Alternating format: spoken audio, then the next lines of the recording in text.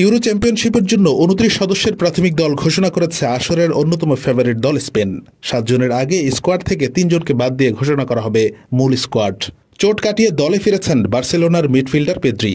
এছাড়াও স্কোয়াডে জায়গা পেয়েছেন ফেরান তোরেস, লামিন ইয়ামাল, পাও কুবার্সি ও ফেরমিন লোপেজ।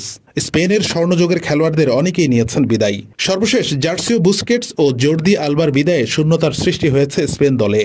যদিও এবার তরুণ ও অভিজ্ঞতার মিশেলে শক্তিশালী দল ঘোষণা করেছে লা রোজারা। অতি সম্প্রতি নেশনস লিগের চ্যাম্পিয়ন হয় স্পেন। এছাড়া ২০২০ ইউরোর সেমিতে খেলে তারা। রিয়াল মাদ্রিদের হোসেলো, দানি কারবাহাল ও নাচু ফার্নান্দেজও প্রাথমিক স্কোয়াডে জায়গা পেয়েছেন। চোট কাটিয়ে দলে ফিরেছেন বার্সেলোনার পেদ্রি। দলে জায়গা না পাওয়াদের মধ্যে উল্লেখযোগ্য নাম পিএসজির ফরওয়ার্ড মার্কো এজেন্সিও। চোটের কারণে দলে জায়গা পাননি বার্সেলোনার গাভি। এবারের ইউরোতে ডেথ গ্রুপে পড়েছে স্পেন। পাড়ি দিতে হবে কঠিন পথ। গ্রুপ সঙ্গী হিসেবে আছে defending champion Italy, Nations league finalist Croatia. তাই ভুলের কোনো সুযোগ নেই। এবছর এখন পর্যন্ত ২টি ম্যাচ খেলে জয়ের দেখা পায়নি স্পেন। গত মার্চে কলম্বিয়ার বিপক্ষে ১-০ গোলে হারের পর ব্রাজিলের সঙ্গে ৩-৩ গোলে ড্র করে ২০১০ সালের বিশ্বকাপ জয়ীরা। স্পেন সবশেষ ইউরো জিতেছে ২০১২ সালে।